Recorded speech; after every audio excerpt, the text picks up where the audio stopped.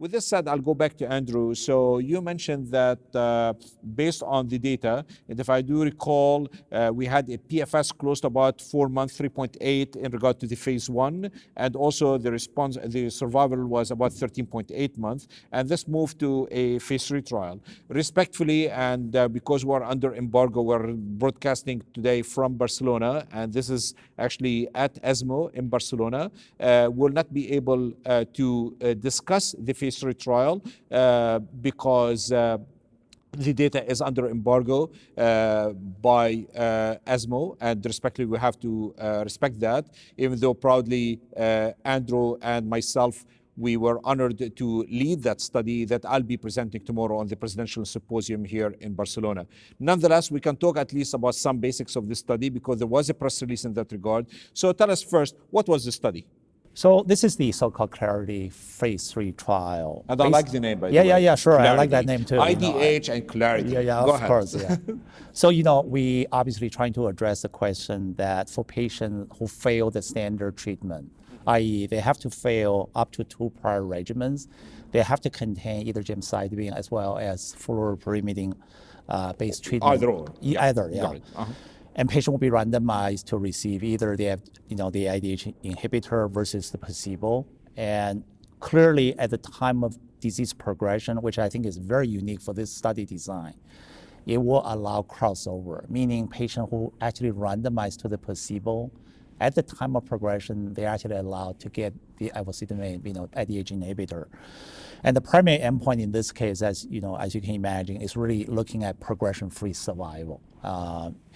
So because of the study design, we actually really target, the risk of reduction for progression as well as for death. And as you heard from the press release, this was actually a positive study, meaning that we're able to demonstrate the risk for progression or death is actually reduced significantly by this very well-tolerated IDH-specific inhibitor.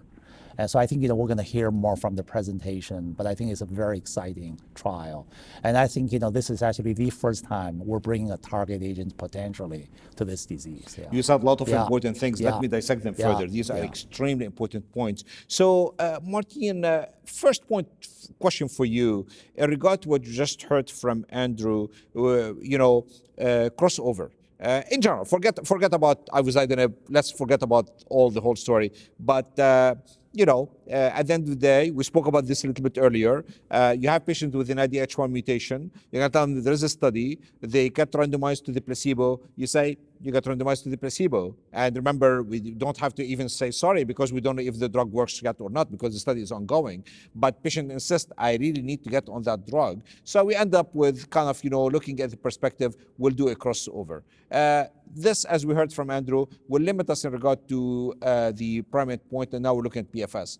Do you think this will be still kind of, of value, or are we losing key points over here? So again, it's a very good point. I mean, the overall survival gets contaminated with the crossover, and it's really hard to interpret. Sure. But the fact that you can prove that the PFS, again, is positive because the press release, actually, I think it has more value because the crossover phenomenon and perhaps the response rate or perhaps the stability of the disease, that gap is higher enough that it's able to maintain the crossover of those patients. Yep. So actually, I personally will believe that it has an added value to the study.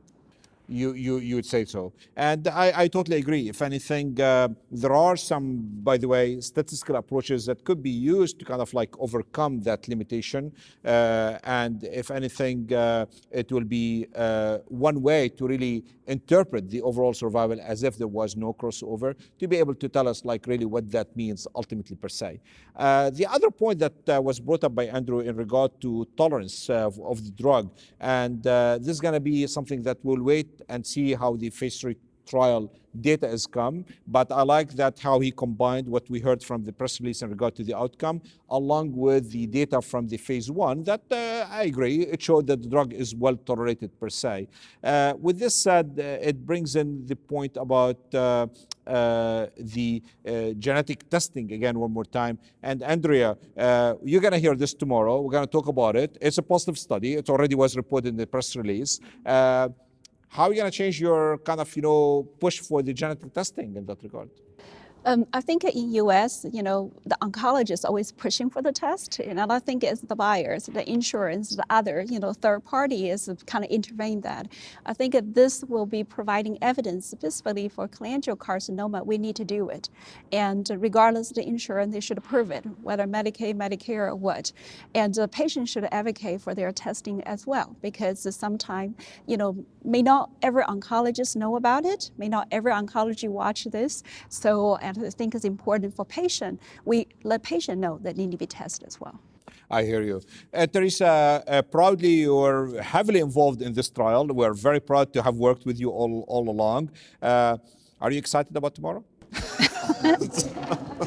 Absolutely, especially because it's the first phase 3 trial positive in this target therapy in cholangiocarcinoma. So it's the first one. Yeah, absolutely.